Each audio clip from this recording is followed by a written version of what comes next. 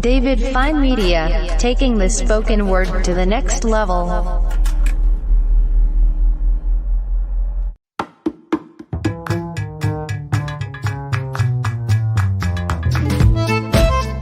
It's the show made by custom fans for custom fans. Every week, the guys get together to talk customs, wrestling, memories, and more. Join David Fine and friends now for the Figure Guys Podcast. And now, ladies and gentlemen, the Pod Daddy himself, Mr. David So Fine.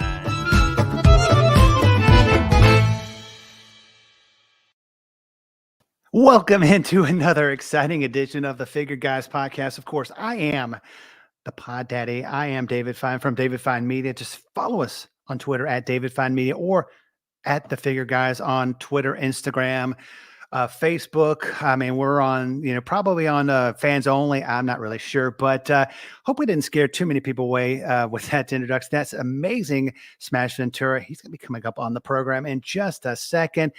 But let me bring to the ring my tag team partner.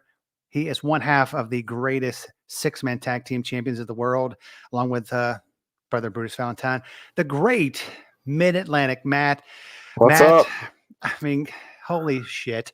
The pre-show, if the fans only saw the pre-show, you got to be a Patreon member, though. I mean, you got to be a Patreon. That's coming up in actually in 2022. It's a great idea. We're going to be putting out some previews and some behind the scenes shenanigans and tomfoolery. But speaking of shenanigans and tomfoolery, he is the smartest man on the planet, or at least in Australia. The fig story to himself, brother Brutus Valentine. Brutus, I am so glad that you're able to find the time out of your busy schedule to join us tonight.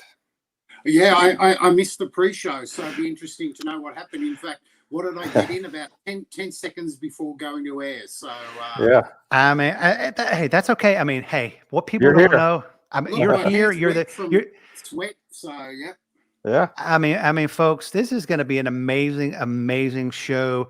The next guest that we have on the program, he is the man, the voice. He is the idea maker, the dream weaver. He is, of course, the great Smash Ventura. There comes a time when we heed a certain call, when a bunch of middle-aged guys talk about it all. Oh, we're on the air. Hey, everybody. Hey, I mean, Smash. Oh my God, it was funny. Our guest tonight, the I call him the real chosen one. He is one half of Custom Underground with the Mad Reaper. He's going to be coming on the program in just a second. We're going to be bringing him in. Hopefully we're not scaring him off. Hope he's not logging off saying, what the hell are those dancing babies? I did warn him in the pre-show. Don't be alarmed.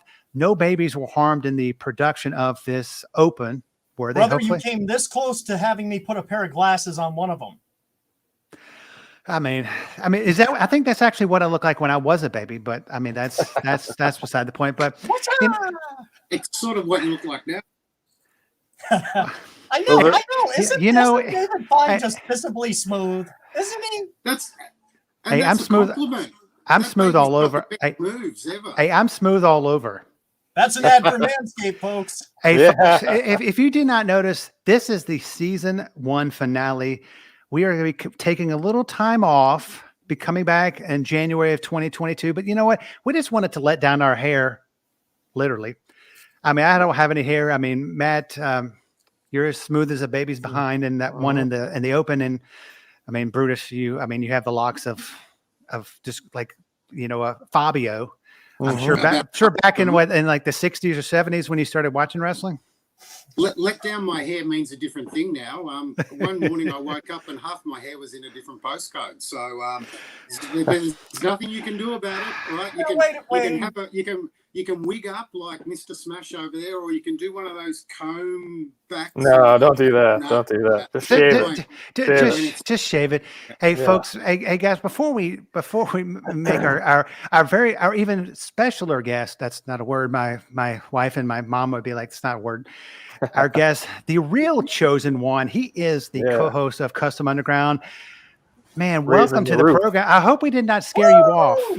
I think that baby could take me. I'm kind of scared. He had some good Whoa. I mean, he had the kicks. I mean, I don't know. Did that baby take vitamins like Hulk Hogan used to say back in the day? You know, kids take your vitamins.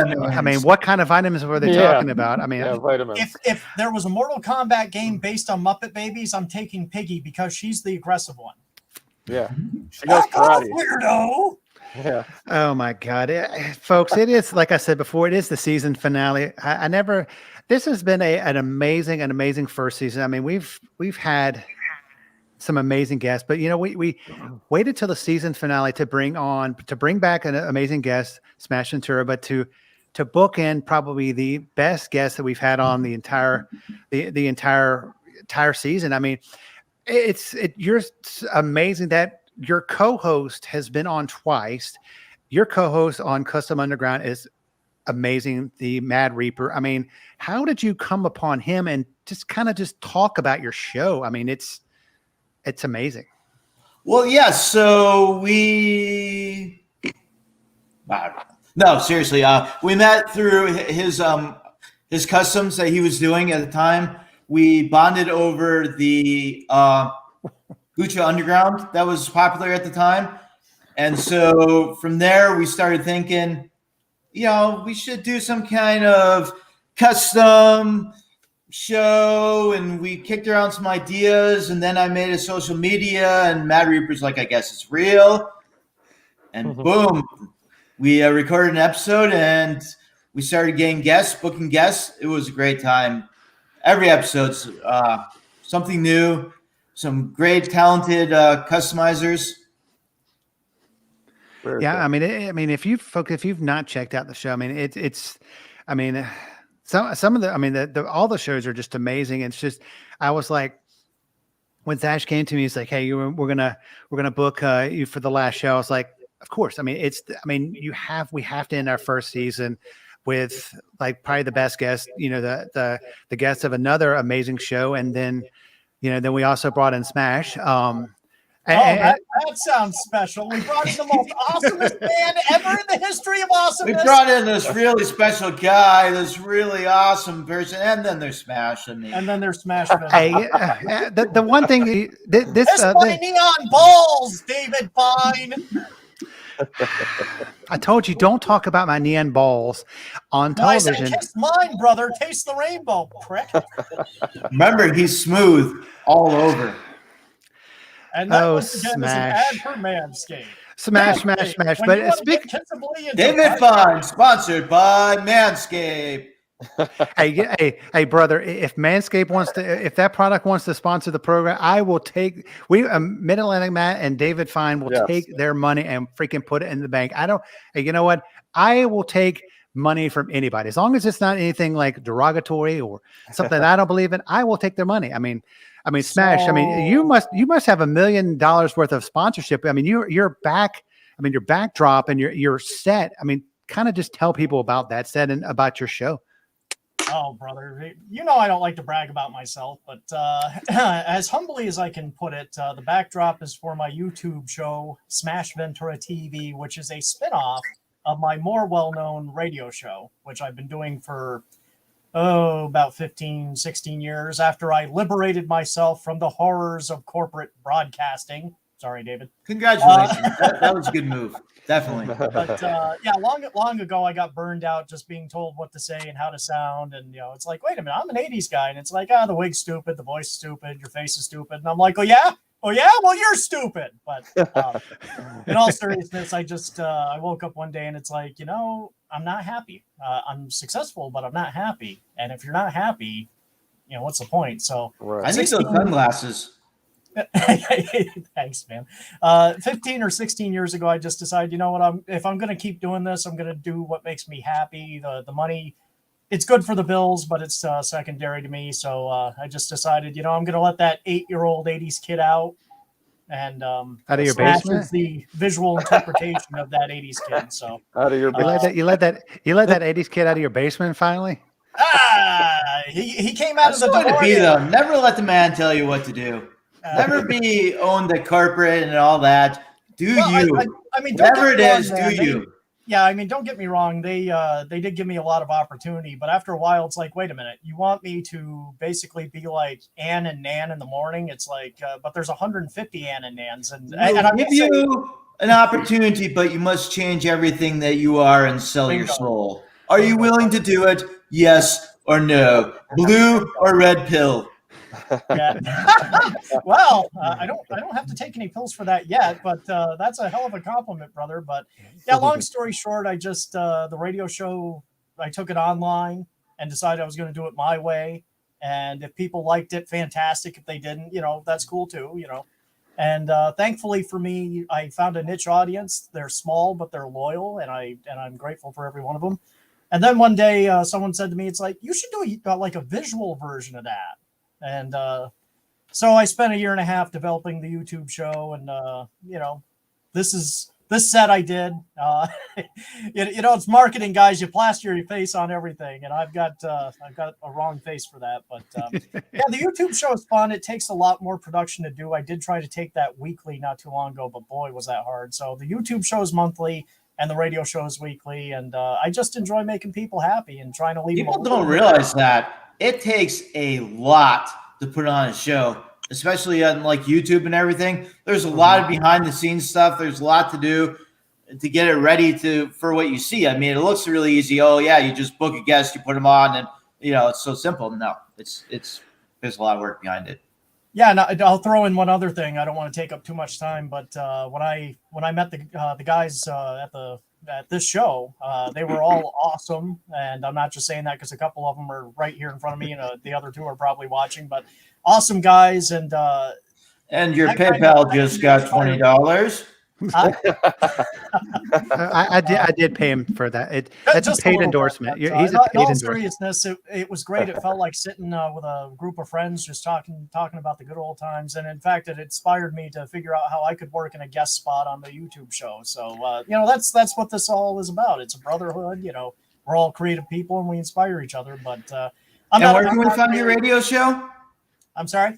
Where can we find your radio show? We're living in the 1980s with Smash Ventura. You type it into Google and you will find me everywhere, my man. If you want to just listen to 80s tunes while working on customs, I know a lot of great people that enjoy that. But be prepared. I make a lot of boob jokes. The one question I've always had for you, Smash, and I know you don't like the spotlight to be on you, but like the music that you put on the show, I mean, I know that clearance in there, or is it something that you? Because I have found out in the past that just in the WWF or WWE or WWF, some of their music or they would not take it down, but then like later on they would take it down. I mean, how do you find? I mean, does that make it even harder to put some of the music on? That actually isn't a problem for me. My home station, it's not my station, but I call it my home station, star1079.com. They are a recreated online version of the very popular Star FM over in Ohio, and they had an enormous following from what I understand. I'm not from Ohio, but when I stumbled across them, it was like a hand in a custom-made glove, and I asked them the same question. They're like, we take care of the ASCAP BMI fees, this, that, the other thing. You just, we love what you're doing. We'd love to have you join us, and it's been a great partnership. They've been fantastic. Wow. You go do you, and we'll take care of everything. I like that. Yeah. Well, they got bills like anybody else, but they wanted to run everything above board. They didn't want anything hinky going on. And of course, when I met them, they were like, "You're a perfect fit for us. Would you join us?" And I was just so honored by that, because before I was doing my own thing, but if I were a wrestler, I'd want to be part of a federation. If I were a basketball guy, I'd want to be on a team. I'm great in that kind of setting. So I said to them, don't make me. Yeah, exactly. NWO. But I said to them, I go, don't make me the centerpiece. I'm more than happy to just be a flashy part of the entire team. So it's been a great partnership, and I'm grateful to them. Star1079.com. Great guys. Yeah, it's one of those things. It's like, I know there's, an issue with that for a lot of people. I mean, a lot of the videos, there are people that just say, hey, you put that, like we had that problem with one of the introductions that and that kind of went away. Yeah, I mean, folks. But let me summarize that, David. So YouTube is a little trickier, and that's why I do not. I don't monetize my videos or even try to monetize my videos. The YouTube show is like an added part of fun for me. The radio show is where I pay my bills. So, when they send me a notice going, okay, the artist is going to let you use this, but you can't monetize your video. I'm like, hey, that's better for me, because if I'm going to talk about a He-Man figures commercial, I want people to actually see the commercial. I don't want to have to describe, okay, Stinkor comes over here and then Moss Man jumps on him and says, oh, yeah, yeah, you're right. And the $1 Million Man pulls out his belt. That's right. And then Sherry, who's managing him at the time, comes out, and Bobby Heenan very cleverly goes, woohoo, look at them. But I mean, speaking of, it just kind of goes into the 80s theme, which I'm a kid of the 80s. I mean, I grew up in the 80s. And we had this discussion on Facebook. Now they don't do that. Well, if the tapes keep rolling, we'll show you next week. What is your thought? I mean, is there a memory where you were watching WTBS? Yes, when it was a superstation, 605, whenever they had to go, it always seemed to be, at least when I was watching it, it was usually the U.S. tag team titles. It was like on the line with like Barry Windham, Barry Windham and his tag team partner versus the Koloffs or somebody. And they were like, I mean, guys and people online are watching, just chime in as well. I mean, that made wrestling amazing. I mean, now, I know like in the mid 90s, the spoilers were online. Like, I would go to a TV taping in Atlanta at Center Stage for WCW. They taped 6 weeks in advance. One taping at the same time. The Harlem Heat was a champion. The next time, the same day, the Steiner brothers. Did you like wrestling back then compared to now? Because you were amazed that you watched the next week and the match is still going on. You're like, God, they wrestled for the whole week, but they didn't. It was must-see TV, much-watch TV. It was a hook. I mean, you had to come back to see who won that match. I mean, what are your thoughts on that? I'd like the guys to jump in first before I jump in. I think it was some kind of cliffhanger, something leave me looking forward to next week, or something even to tune into the website to see, this backstage brawl happened, what's going to happen next, Now it's just kind of, well, we ended and see you. I think that it's all watered down and everything. I don't like it as much. Yeah.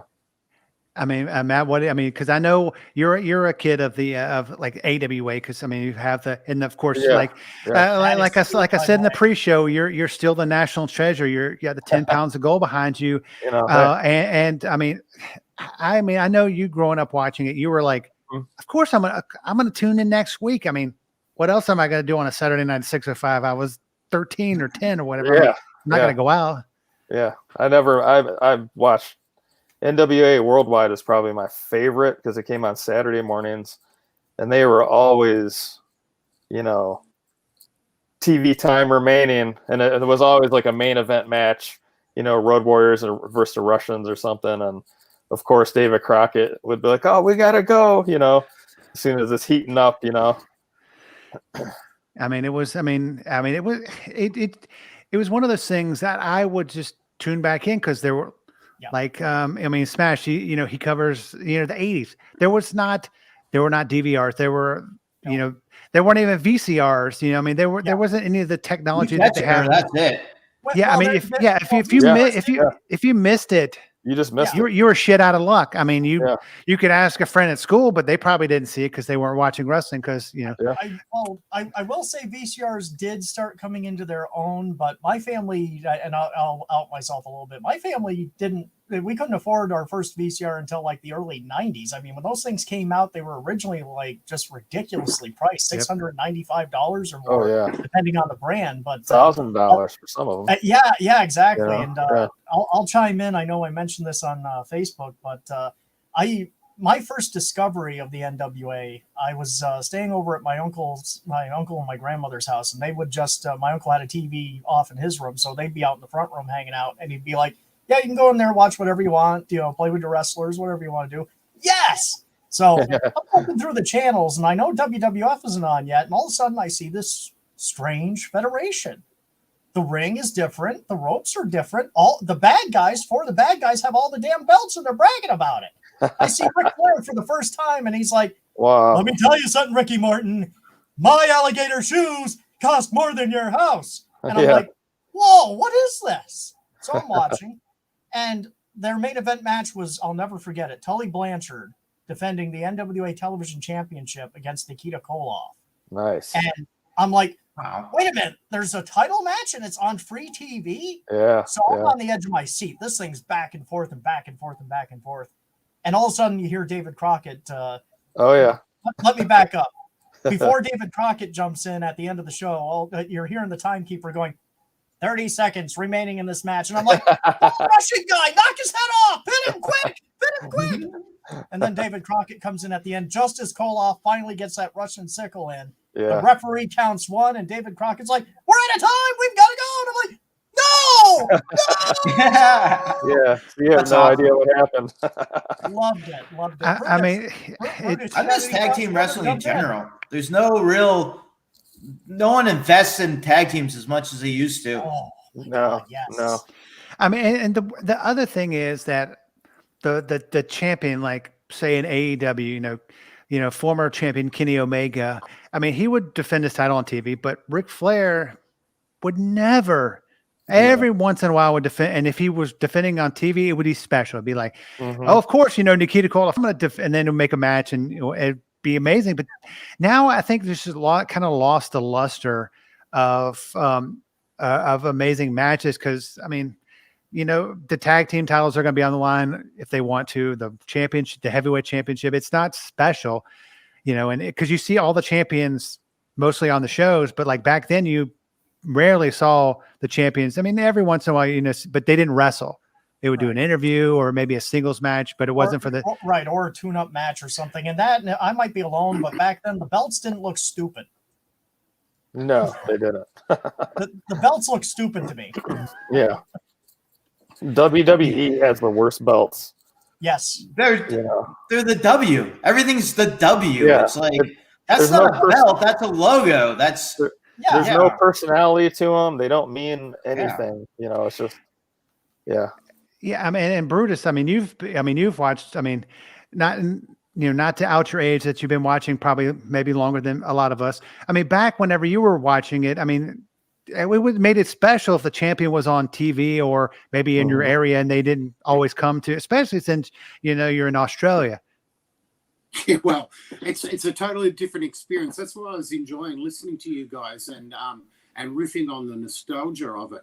I mean, we knew about the territories as they're known now, but only from magazines. So we knew about the Road Warriors and we knew about the AWA. We knew about Ric Flair and Magnum TA because guys would just go to news agencies and read all the magazines. And I worked in a news agency. And then you could go to the video store and hire a tape, like Bruiser Brody in Japan, for instance, Best of the Road Warriors. But you guys were talking about the price of VCRs. I mean, my sister bought our VCR. It was $850. But I actually taped a lot of the wrestling, which is why I had that memory of it when I was putting the research together, because sometimes I couldn't watch all the shows. But we only got what we got, and that's fair enough. So we didn't get any hanging stuff, right? We got Superstars of Wrestling and the precursor before it, which was World Championship Wrestling, I think it was called. And then we got All American Wrestling when it took off after it. And so it was a different type of experience. And to see Hulk Hogan on TV, apart from an interview, the first time we saw him on TV was when Rusty Brooks was challenging for the title. And Elizabeth comes out and says, "Why don't you ever find anyone with credentials?" Rusty, I was this close to the title, Brooks. So, oh my gosh! I think the next title, the tag teams were huge, but the next title thing we saw was when, of course, the British Bulldogs lost to, the Hart Foundation when Danny Davis, didn't see Dynamite being cold cocked and that sort of stuff. So it was like a huge thing to see any sort of title action on TV down here. But we followed it closely through the magazines, and then in the 90s, there was more access. Yeah, I mean, it's like, but the Brutus brings up the magazines. It's like here in the States, I mean, and it was probably the same in Australia. I mean, you get the magazines, but they're like 6 months out, or maybe, and it's like, oh, you get the results, but it's like 6 months behind. It's like, I mean, I think we've gotten super spoiled. Like, I mean, I when I was watching AEW's last pay-per-view, I was like, I cannot go online and look at the results. I'm like, I just couldn't. I had to. I finally watched it and didn't get the results, but it's like you can get spoiled just by accident. I mean, it's. I think back in the day, it was just amazing. I mean, you just watched it, and then the next week you had to watch it again. It was just a ever growing soap opera. It was theatre. It was absolute theatre back then. Yeah. And especially for young minds, it's like, so what's going to happen next? Who's going to come in? But one of the best things about enjoying something that's not quite real, which is any sort of drama or any sort of entertainment, is the anticipation of what will happen next. So I've got an issue with people who binge a show. They like a show and they binge it all in one go. It's like, you got to stop and reflect. For a start, often you put yourself in a position of what would I do if the zombies came after me like that. If you have it all in one go, it's just like, well, what's next? And the problem with overconsumption of creative media is people who make that media can't produce the amount of media people want to consume for the price they want to pay, which is nothing. And the president mentioned that before. He said with the shows, it just looks like it all comes together, but behind the scenes, there's so much that goes into getting them up and ready. And Smash, you've talked about your editing process before, and we have it in the customs as well with Matt. What gets left on the floor before you get to a certain stage. And of course, David's got how many years of experience in this industry? Many 20 plus. But yeah, I mean, it's one of those things. It's the binge watching you were speaking about. I mean, I have recently seen, I mean, I think this came about more due to the pandemic. I think, on Netflix and all those streaming services, they would come out with the entire season of a show. It's a great, you start watching, oh, this is a great show. Oh, then I just, 6 hours later, we're done with the season. I'm like, what am I going to watch now? I mean, back in the day, I mean, it's like wrestling. There was one wrestling show like on a Saturday. There wasn't Monday. There wasn't. I mean, I think there's most nights of the week you can watch wrestling. I mean, yeah. I know when Psych ended, I wouldn't watch the final episode. I wasn't ready to say goodbye. Yeah, you don't want it to be over. Yeah, right. Yeah. I'll tell you, growing up, anticipation. I couldn't wait for things, and sometimes me and my friends on the playground, we'd feel like we'd die when we saw like the ad and TV guide for Saturday night's main event. It's like, how are we going to live until we get to Saturday? But back then, the anticipation in hindsight was half the fun. Those were so much fun to watch. You'd be talking about it all week with your friends, and of course Saturday morning cartoons. Yeah, you're like Saturday Night Live should be on, but it's wrestling instead. And when you're a kid waiting for Saturday, that's like forever. Oh my God! Yeah, in your time frame, I mean, yeah. And you had to wake up at the crack of dawn because you knew by noon they were going to have stupid stuff like golf on. Yeah. And it's the correlation and bowling. Of just looking at a catalog for months and willing that toy to appear somehow at a birthday or a Christmas. You mentioned He-Man before. Is Moss Man going to appear? And am I going to get the Brutus and Valentine tag team? Is that? And you can just literally look at it. In terms, you're saying it was a long time to wait for Saturday. I was a young kid in the 70s, and we're a long way away from the rest of the world. So when a big feature Hollywood film finished at the cinema, it would go on TV 4 years later. So when Jaws finished its run, you'd say, oh, in 1979, Jaws is going to be on, right? And then 3 years, it's only 3 years to Jaws. It's only 2 years to Jaws. Oh, my God. And then it sped up to about 2 years. And when videotapes came in, there was like a 1 year sort of buffer. It had 1 year as a videotape. And then when that 1 year was up, it would be on TV. But 4 years back in the 70s to see the big super films. I think you bring up something interesting in the fact that, like, now I'm watching AEW. I know everyone who's going to be on that card. Every match is almost announced. Everything's announced. There's no anticipation of, I might see, or this person might appear. This person might appear. This belt might be on the line. But now it's all, ahead of time. I think that takes away from a little bit of the prestige. Sure. You make a good point, man, because I was so excited when it was just rumored that CM Punk was going to show up. And it made me think about some of the people I talk with that are kind of negative on everything. It's like, but they're teasing it. They're teasing it. Why don't they just confirm it? It's like, I like the part of not knowing for sure if he's going to show up. You don't need to know everything. That was so awesome. It's like, is he going to show up? A little bit. And the way they opened that show was great because all of a sudden there's no music. You just hear the murmuring of the audience. Yeah, the lights are flickering just a little bit, but slowly. You're waiting. No commentary. All of a sudden, the first couple of lines, bam, that place erupted. Oh, my God, the biggest pop ever. Insane. It felt like the old days in a way. Like, I'd be watching Superstars of Wrestling, and all of a sudden Gene would be doing his interview segments, and he'd be talking to Billy Jack Haynes and Greg the Hammer Valentine, and then all of a sudden he'd be like, and this man who's possibly got one of the most dangerous challenges to his heavyweight championship, he was injured by these men, and I'm like, he's talking about Hogan because Morocco and Bundy, they nailed him. Yeah. And Bundy and Morocco thought they would put him out. And I'm like, Dad, Hogan's coming out, quick. And then you see that big tan back step into the camera. And I was just, flying off the furniture, and he'd turn around and be like, take a look at my back, Jack. And I'm like, Dad, get in here. It felt kind of like that. And kids, you cannot pause back then. So it's not like now it's like, hey, or rewind. You couldn't rewind anything. It's like if you miss it, you missed it. I mean, it's just All right, no bathroom breaks. You're holding it till the end. Yeah, dude. Right. Well, I missed. Believe it or not, our reintroduction, of course, was WrestleMania 1, and it was only a couple of weeks after it was aired in the States. After the first bout, I went, because it come on at 8:30, I went for a quick shower for the second bout and come back, and it was the third bout. So I had never seen at that time King Kong Bundy and SD Jones, because it just came and went like that.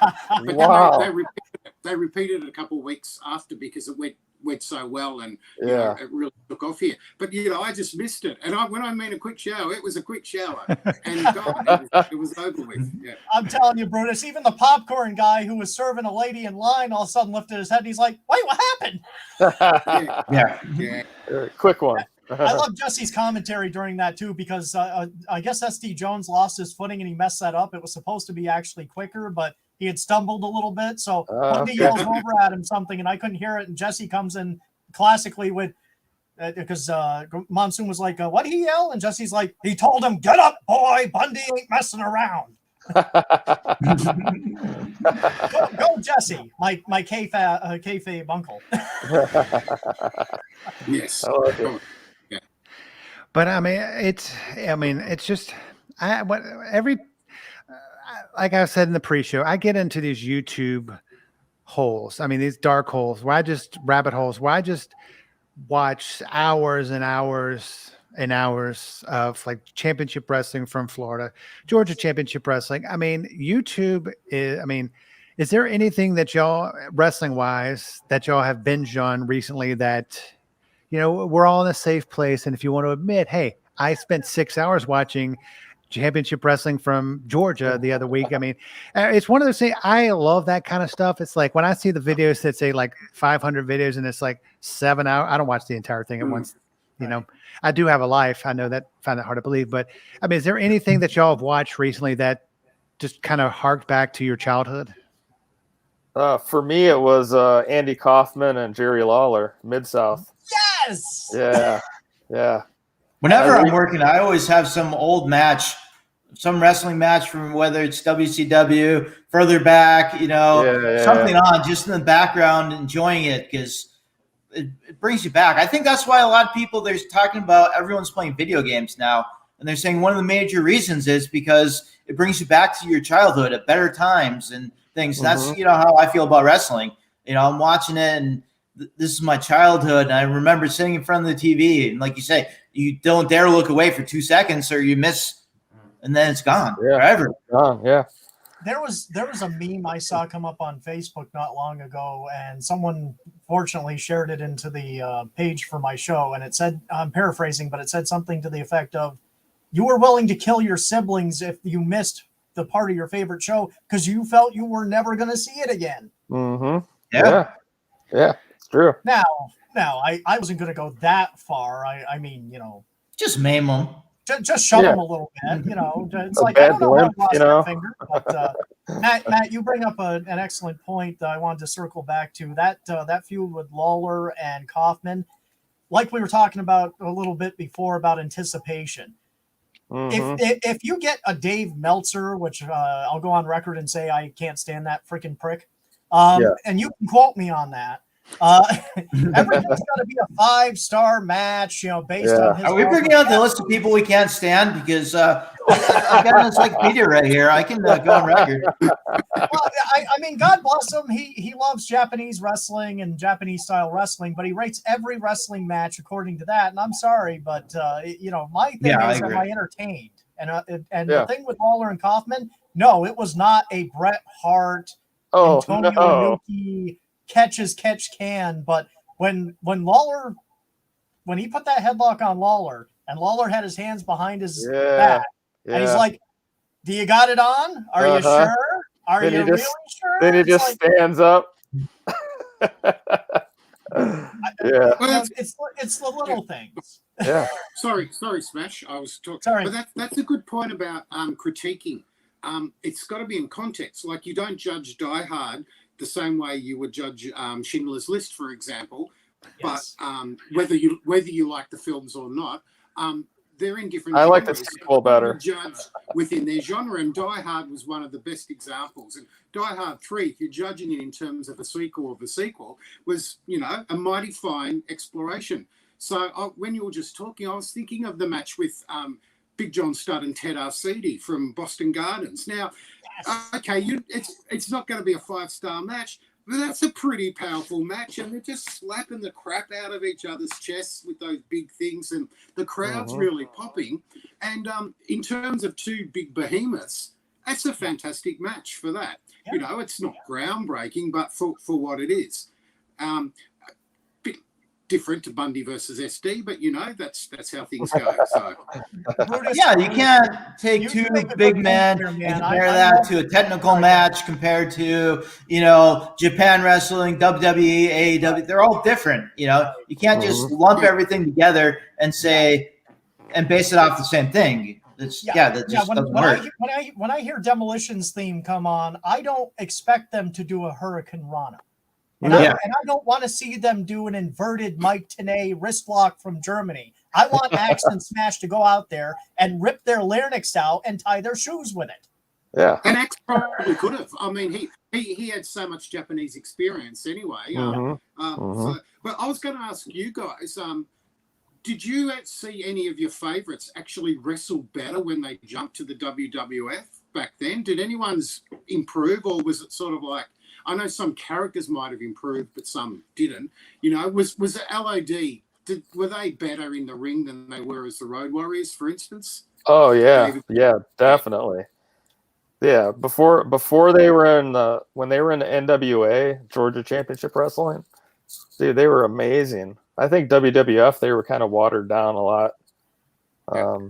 They were just different, Yeah, I mean that especially. I mean that brings me to a point. Like, we have, at least with the old network, and I guess now on Peacock, some of the wrestlers, they would come to the ring, like a Ravishing Rick Rude and Raging Bull. They would come to the ring. They would beat the shit out of their opponents before their music even stopped. But now, I guess they didn't copyright issues. They have generic music. I mean, I know I know it's not a big thing, but it just upsets me. Like the Road Warriors, another one. It isn't, but it is.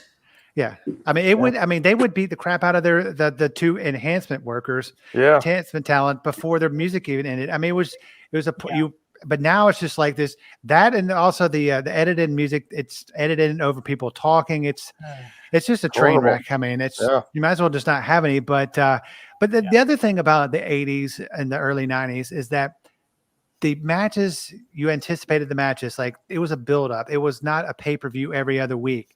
It was like a big pay-per-view, another big pay-per-view maybe 2 or 3 months later. It wasn't like, you didn't have like Kenny Omega versus this person versus that person, back to back. Yeah. It built up the anticipation. And did you like that more than they do now? Well, I'll say I'm torn a little bit because that infamous U.S. title best of 7 between Koloff and Magnum TA, they did wrestle each other back to back, but I loved it.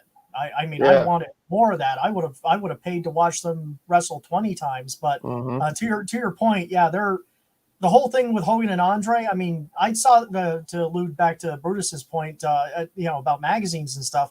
We didn't always have cable, so I learned a lot about these other people and previous stuff that they did through magazines. And I knew Hogan fought Andre before, for example, and beat him, slammed him before and whatnot. But Dad and I just enjoyed hanging out in the front room and watching that build over the weeks, and Andre turning bad and whatnot. So I'd have to say I'm mixed on that. It depends on who the people are and what the storyline is. I think both ways work, if that makes sense.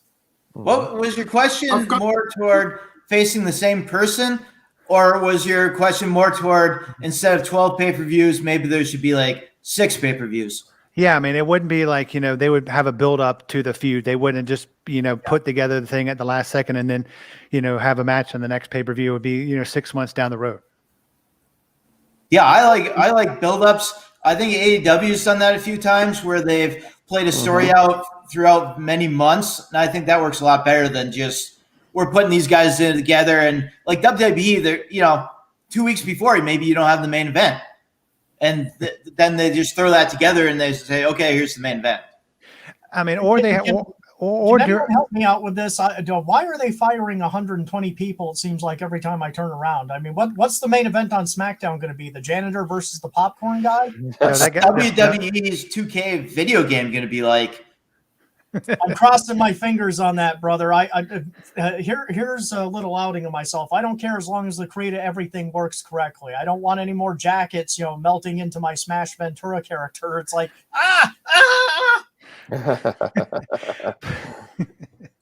but I mean, the other thing. Sorry. No, I'm sorry. You go. Ask you guys. It's intrigued me, and we have to put the COVID shutdowns aside on this one. How many arena matches are there now, and are they actually a big part of it? Because back in the big times, they were generally running double A cards and a C card, in local high schools. And Greg Valentine and Tito Santana would fight 100 times, as part of their feuds. That's how they move their merch as well. Is there much arena stuff now? Not so much. Not as much. I mean, that's another thing about, like, in the 80s, you'd see, like, the NWA coming to the Macon High School gymnasium. I mean, they would have a TV taping in a high school gymnasium. I mean, you would never do that now. I mean, the Jaffa Mosque, and things. Because when I would research the match statistics, I go through every card and using a series of spreadsheets, actually come up with the things, and I see these names, and it's like, okay, so you got the big ones like the Richfield Coliseum and that sort of stuff. And then on the same night, Corporal Kirchner's headlining against someone, and it's at shit school backwater or something like that. That's a terrible thing to say. At 12:30 in the afternoon, and then they're appearing on another card in the evening. Yeah. That I'm glad you brought that up, man, because that's been a debate between rock and wrestling era fans and Attitude Era fans since the beginning of the very first argument over that. The Attitude Era made more money. The Attitude Era wasn't running B and C towns. No. Yeah. At the height of Hogan, they were running A towns, B towns, and C towns, and they were making money hand over fist. Mm-hmm. I'm not knocking anyone in the Attitude Era because I love it too, but I found myself for a few years, I'll tell you a quick story, amongst a pocket of fans that were like, oh, that's old cartoony garbage. It all sucked. Well, if it sucked, then Austin would be selling cars, not beating up Vince McMahon in a ring. Mm-hmm. You have to get from point A to point B somehow. And that was done by that blonde guy that some of you Austin fans like to knock as being crappy in the ring and sucky this. Well, those tan shoulders carried a regional promotion to a national promotion. You're welcome, brother. Mm-hmm. I'd like to see more of that. Just history appreciation for wrestling, It took this, and this to get here, to where we are today. No, I mean, I love the Attitude Era. Don't get me wrong, but we had to have the rock and wrestling era to get there. Mm-hmm. Yeah, I mean, like Bruce was saying, they would have one match in the afternoon and have another match. I mean, they would sometimes 2 or 3 shows a night for the same promotion. It's like, those guys back. I mean, there's men and women back then. I mean, it wasn't a lot of women because their women's wrestling was not a big feature. It was kind of like a side attraction. It's a glow, if you will. But I mean, they would wrestle 367 days a year, and there's only 365 days in the year. I mean, they would wrestle so much and be away, and not. They would drive there. They wouldn't take an airplane. I mean, some of the big guys would take an airplane some places. But I mean, you hear the stories about, piling in 6 or 7 people in a car, and a minivan and drive up the road to, Norfolk, Virginia, and then go down to, Atlanta to this. And it's like, or the thing that I really like, and Matt would probably know this, and because, we were big fans of the NWA, they would tape in the morning for the 605 show. And then they would be wrestling that night. They'd be like, hey, we're going to be at the, Joe Louis Arena, at 8:00. I mean, they would tape and then drive to wherever they were going. I mean, it wasn't just short distances. Sometimes they had to really, Mm-hmm. And in the snow. Sorry, Brutus, go ahead. In the snow as well, and the snow and the ice and all that sort of stuff. It's like, God. Yeah, amazing. I'm actually just looking at some card results. I just pulled up a quick one. So on January, this is 1985 January. So before the big explosion, the Jaffa Mosque on the same day, the Westchester County Civic Center and the Southern Connecticut High School gym, and then the next day, the Hempfield, Pennsylvania Senior High School gym with Scranton, and then Keith High School gym so they're running triple cards back then, not triple cards, sorry, B's and C's. Yeah. Folks, if the wrestlers now are complaining, about their travel, look at the history of wrestling. I mean, they had to drive to and fro, and back then they kept kayfabe. The heels did not travel with the baby faces. They did not they're not seen. Some people, sometimes they would be booked at a different hotel because they didn't want to be seen as, even though they were friends, they could have been friends. They didn't want to break kayfabe. It's like, there was so much rental cars, junkers, hoping that they make it. They don't break down on the side of the road. Yep. I think like back then, back then it took so much thought. Now it's like, MJF could be hanging out with, whoever, and they're traveling together in the same car. It's like, they don't really think about it. But back then they had to think about what was the perception of people if the Iron Sheik got out of the car with Hulk Hogan, I mean, that would just blow someone's fucking mind. They'd be like, especially when you're a little kid in the 80s, because that would be the equivalent of you stop by a grocery store and all of a sudden, hey, Dad, what the hell is going on over there? And you see He-Man like helping Skeletor out of the van. It's like, what are you doing? No, exactly. I don't know what they're doing in the van, actually, but hey, isn't that Flame Cobra Commander having a beer together? What? What the hell's going on here? Yeah, they're sitting there having a beer together, and it's like, how do we get this show over? Name branding. I'm sorry, Brutus, you were saying something. I'm sorry. I tried to force a talk over joke. I'll let it go. It was pretty rude. But just when you guys are talking about the travel, imagine if when Daniel Bryant went to like the Eco Warrior type of thing, and had to ride a bike from town to town. But it's still won. But what they did was they let his tires down afterwards or something like that. Yeah. Yeah, I mean that, and David, I think you and I share this also. We've announced for a lot of independent organizations, and I enjoyed having to travel with the guys from one place to another. That took a while. For me, I kept quiet and listened to the great stories, and there was always a couple of veterans that would pull you aside and be like, "Hey, kid, I like what you're doing here, but do this and do that and tweak that a little bit." I mean, you'd get an education from these guys. Just amazing. I mean, some of the guys that some of the independent promotions that I worked in Georgia, I mean, some of the, biggest, bruising looking guys were sensitive. I mean, they were, I remember a time we were all gathered in one room watching TV because it was the 90s and there was, didn't have, $100 to spend on another room. So we all just watched the same TV. I mean, when Princess Diana, died, a bunch of men, grown men, burly men, they were crying. I mean, it's one of those things. It's like the independent stuff, and then the people traveling, together. I mean, it's amazing. I mean, the stuff that you see and the stuff you do. I mean, I know you probably did some stuff, Smash, that you may not be proud to talk about, that's on the Patreon show. But no, let me, if I can, David, let me throw. Here to again, OnlyFans. If I can, guys, let me throw in a quick story. So I was announcing for a couple of years at the point that I finally ended up meeting this great promoter, and he's like, I want you to do color commentary with me. You got the gift of gab and you never shut up. And I'm like, thank you. And he goes, but we need you to be a character. And I'm like, okay, I was excited the first time someone gave me a character, he goes, I'm going to be the straight man doing the commentary. I know all the moves and whatnot. I need you to be the goofball, but I need you to be really happy. And I'm like, really? What do you mean? I'm a cheerful guy. I goof about everything. No. I want you to be happy. Now, this was 2001, and we had passed the civil marriage thing. And God bless everyone. I've been happily married for 20 years. I want that for everybody. So just for the record, I'll get that out there. But this was 2001. There were still some folks that were like, no, not for you. And some of their fan base in New York was a little gruff around the edges.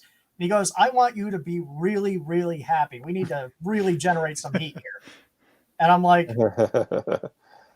oh, so you want me to be, and he goes, gay. And I go, okay, you want me to be a real life gay or like over the top cartoony gay?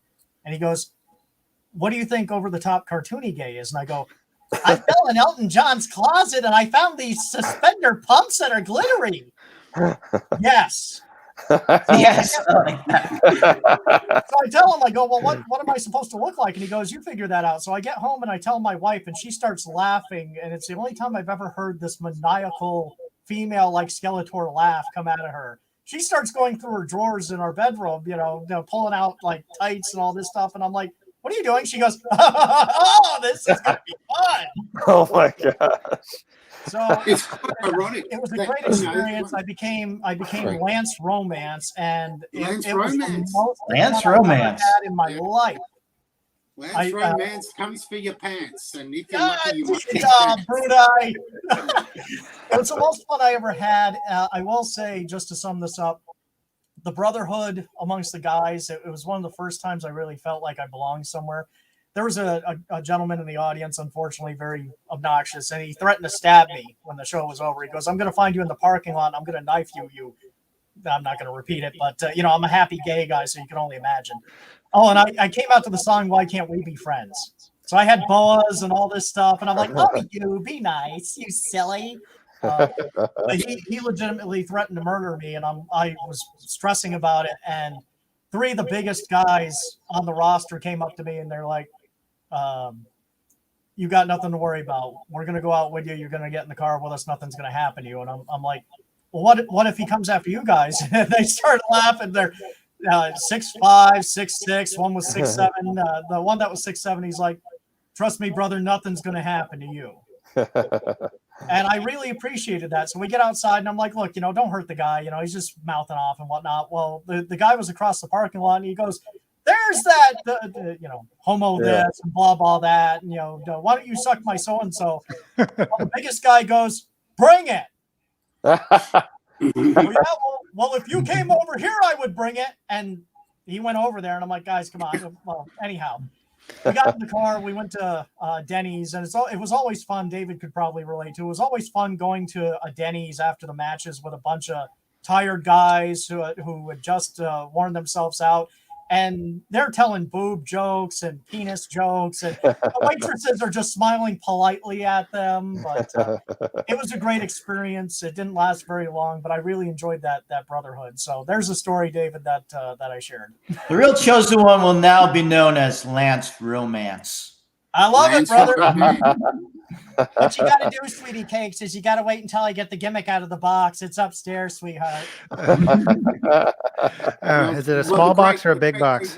Oh, David, fine. You know all about the big boxes, Daddy. I was a little worried back then about, because I also have, I know everyone says this, but it's true. I had gay friends, and I said to them before I even agreed to do that, I go, "Are you guys okay with this?" And it's like, the fact that you know the difference between real gay and cartoony gay, you're okay with us. And it's like, okay. So it was a fun time. Yeah, I mean, you definitely So I don't see much gayness in grown big men in underpants running around with each other. I mean, when you Brutus, what's funny is I was working at a call center 5 years later, right? And I won't say where because they'll get upset at me, but I was doing customer service, and it was Halloween day, and they're like, "If you want to wear a costume to the call center, feel free." Well, my wife decides we have that Zorro outfit, and I'm like, "That's for special occasions." But she goes, "No, you wear the Zorro outfit, it'll be great." And I'm like, "Okay." Well, my supervisor calls me to her office, and she goes, "Yeah, someone sees you in the Zorro outfit, and they come to me and they say they recognize you from somewhere." And I'm thinking, okay, where and what did I do and what happened? And she goes, "Yeah," and he mentioned a name, and I'm like, okay, this is who, what? And she goes, "Yeah, he said Lance Romance." My natural instinct, I was so embarrassed because I blurted it out so loud. The entire call center, everyone, you see people standing up at cubicles going like this. I blurred out just by gut reaction, "Damn it! You squeeze your fat, pasty ass into a pair of tights once in your life, and everyone remembers that." Sorry, everybody. And I never squeezed my fat, pasty white ass into tights again. Oh, my God. But no, I mean, yeah. But for the OnlyFans and the patrons, maybe. You're gonna have. Hey, I mean, it's. If you guys are willing to, costume green, we'll talk. Hey, I see a Lance Romance OnlyFans, isn't that what it's called? Where, or whatever that. I think you've let the cat out of the bag. I think Lance Romance might end up being something very, very special. I mean, too bad. Hey, too bad, Bruce. You don't have any digital versions of Lance Romance because you're really good at making digital custom figures. I mean, folks, if you've not seen some of his amazing, some of them have been dates for either Zash or Tyler. Watch some previous episodes. Or you. I mean, previous episodes on YouTube. I mean. He's definitely David. If you're going to rib me, you are an announcer also, so you're familiar with the ring rats, right? Yes, and yes, and my mom. I was dating I was friends with a girl, and my mom keeps on reminding of her name. I'm like, shut up, Mom. I've been married 22 years. Shut up. And so, yes, I know of them. I know of them. That's all I'm going to say. That's all I'm going to say. Okay, well, let me throw this in then also. The tights didn't do me any favors on the front either, because it's hard to hide the package no matter what you do with it. Well, is that thing real? No, I just stuffed an entire action figure down the front of my pants for attention. Okay, that needs to be the promo for this show. That's the title of the episode. God, please don't. Coming up on the next episode, the season finale. He's going to replace the dancing babies with a. It was more of a Hogan #2, just for the record. Brother. Or was it a Haiti Kid? Is this the part where I get to reenact the Hogan court case where it's like, look, Smash Ventura has a 10-inch one. Hey, or was it a Ric Flair Galoob? David Fine's going to reenact the wedding night here, folks. Let's check this out. Yes.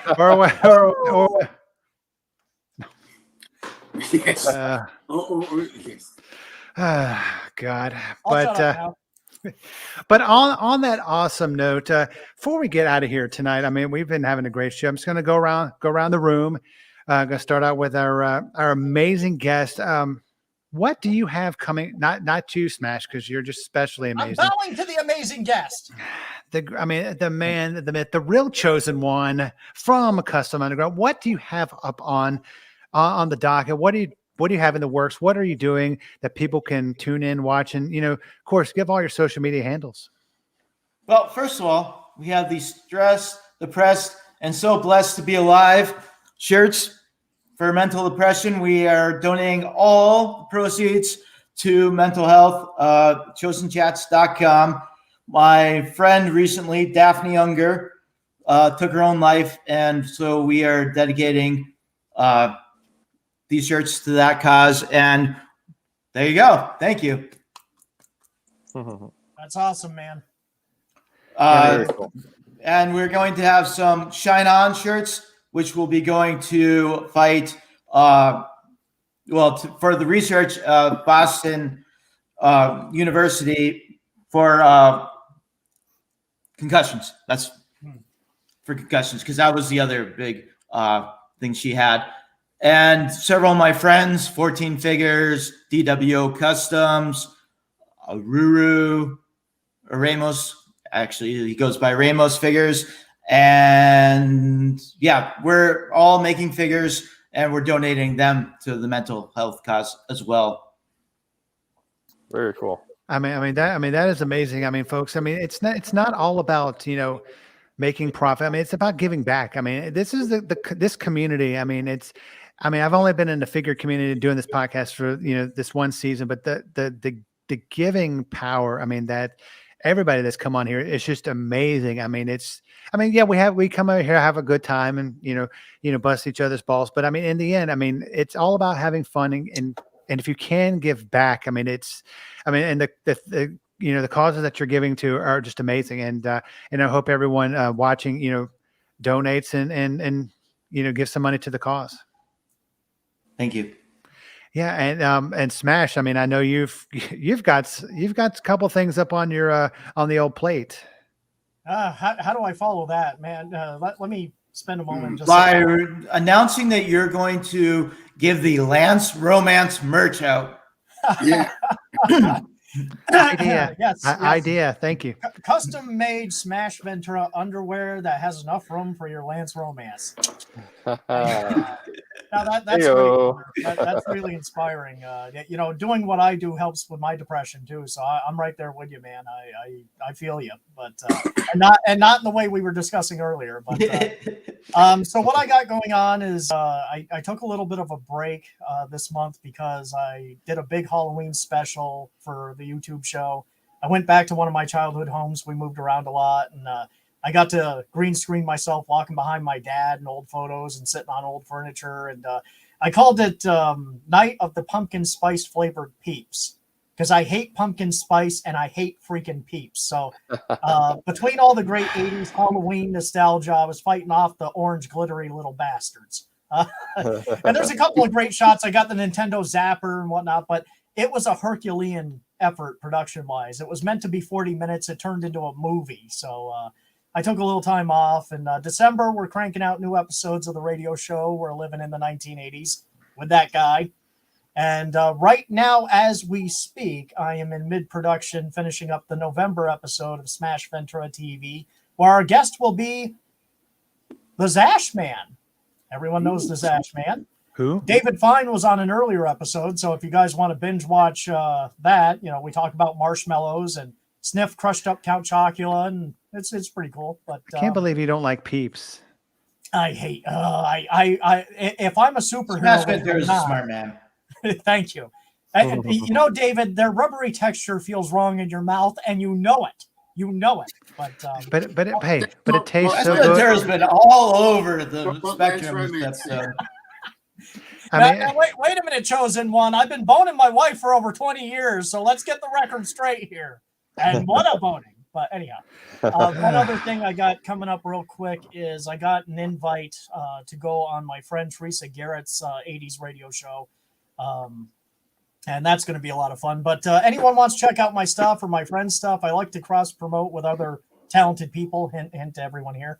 So Google Smash Ventura, you'll find all my stuff the easiest way that Was way. that a backhanded thing? And everyone here, like, we're not talented?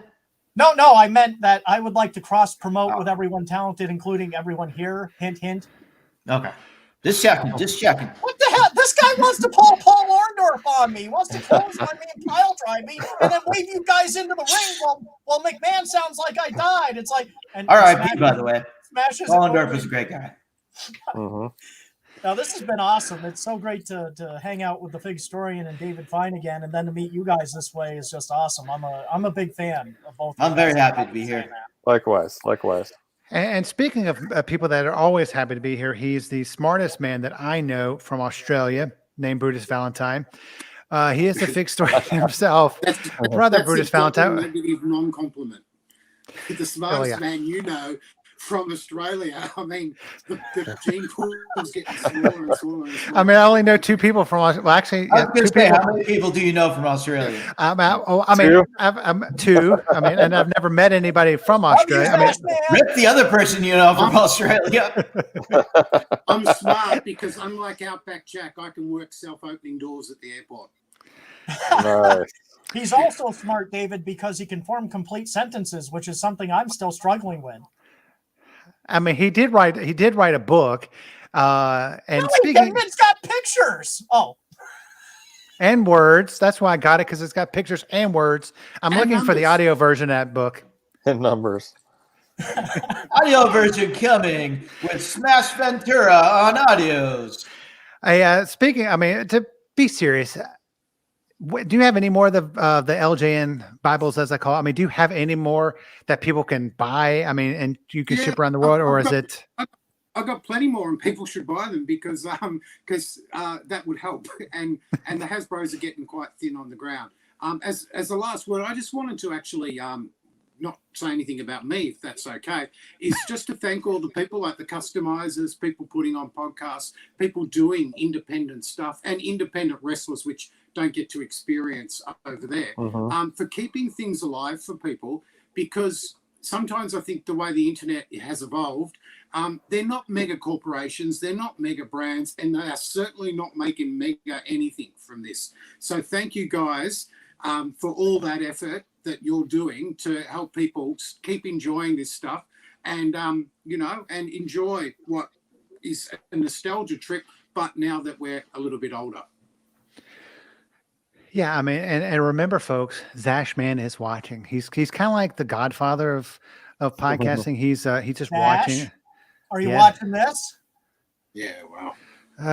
Well, good Lord! If we're folks, we may not be back next year. We may be canceled because not. Oh Lord. Oh boy. And folks, before Mid Atlantic, Matt, the Smash Ventura and Real Chosen One show. Oh, hey, Zach says, "I see you, Mr. Ventura." Why is Brutus got Kleenex nearby? And I raise you, Mr. Romance. But just wanted to announce that, I said that that the Figure Guys podcast is coming back for season 2 starting next year. And the announcement is that Mid-Atlantic Matt will take over as the host for the Figure Guys in 2022. Ooh. Just wanted to congratulate you on that. I will still be on the show, but I will not be on camera. I'll be doing all the behind the scenes shenanigans and tomfoolery, trying to keep the train on the tracks. But Matt, since you've been on, it's just been amazing. I mean, you're just an amazing customizer, amazing collector, and just I think oh, goodbye. Oh, no. Let me fill in here. So I was going to say congratulations, but you just left us. So.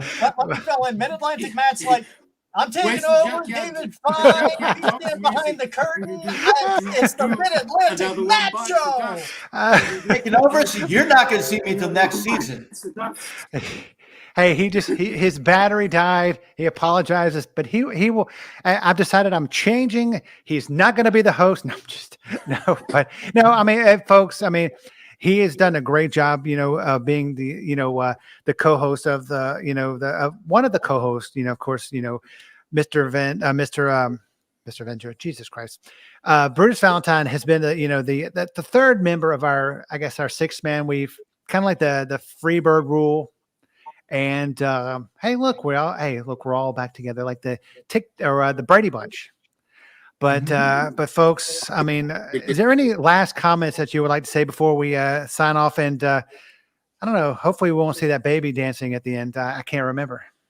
Hey, if you don't like it, don't use it. I love it. Baby, man. I love it. I have nightmares tonight. I just want to say thank you for having me on the show. I greatly appreciate it. I hope to be back sometime.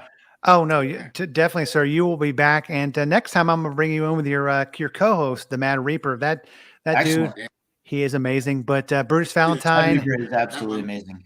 The great Smash Ventura. I know I busted your balls tonight, but brother, I love you, and thanks for coming on. And we'll talk to you. Hey, season 2 starts in January, and we will talk to you then. Here we go, and goodbye, everyone.